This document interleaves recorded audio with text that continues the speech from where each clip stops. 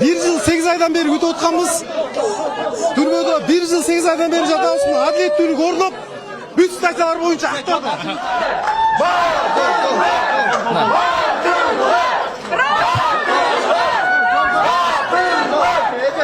Мынакей керек болсо, түрмеден чыгып атканда сумкаларымды таштабай кайра түрмөгө келем деп даярданып келген. Бирок сот адилеттүү чечим чыгарды. Кандай негиз менен чыгарды билбейбиз, бирок биз эч убакта күнөөлүү эмес болчук. Биринчиден сот адилеттүү чечим чыгарганын биз күткөнбүз, ошол аткарылды, биз ошого ыраазычылык билдиребиз.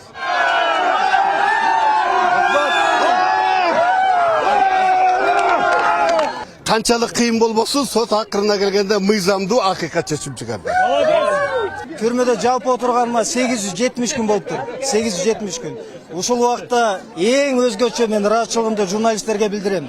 Тынбай камалган күндөн баштап бизди колдоп, акыйкаттыкты, чындыкты элге жеткирип аттыңар. Колдоп алган эл журтка рахматыбызды айтабыз. Эскерте кетсек, бул сот ишине дээрлик 2 жылдай болду. 1 жылдай тергөө, анан 1 жылдай сот иши жүрүп, бүгүн сот чечими чыкмак. Алар болсо массалык башаламандык жана бийликти басуулук аракет кылуу деген беренелер боюнча айыпталган. Бийлик болсо буга чейин алардын ушул тергөөдөгү иши аяктагы чакты комментарий берилбей турганын, алардын ишин сот чечерин буга чейин айтып келишкен. Прокурорлор 20 жыл конфискация имущества деп сураганына карабастан ушундай эр жүрөктүккө барып, ушундай чечкиндүүлүккө барып, актоо чечимин чыгарат деген бул Кыргызстандын тарыхындагы балким сот системасына переломный мындай бурулуш катары бааласак болот тарыхында. Жеңиш мырза, дайыр суроо. Айыпталгандар акыркы сөзүндө кандайдыр бир ырайым суроо же кандайдыр болдубу? Жок, эч ким ырайым сураган жок, эч ким суранган жок.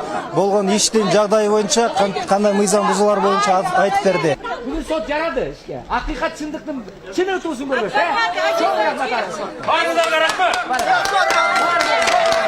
Биз биринчи күндөн баштап Кемпирова Токас боюнча камалган күнөөбүз жок. Эч кандай күнөөсү жок айтып келгенбиз. Сот бүгүн фамилиясын да билбейм, башкалар эрдик кылды. Чыныгы демократияны сактап калды. Адам укугун сактап калды. Сөз эркиндигин сактап калды. Иш өзүнчө бөлүнгөн дагы адамдардыкы бар да, 3 адамдыкы. Эми алардын иши кандай болот? Кандай маалыматтарыңыз бар?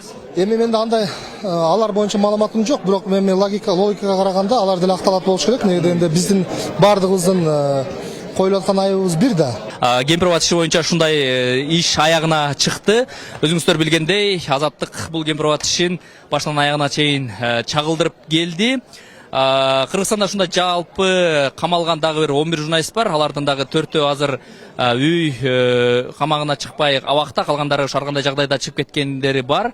Азаттык ар дайым окуяларды калыс жана так жеринде ыкчам чагылдырып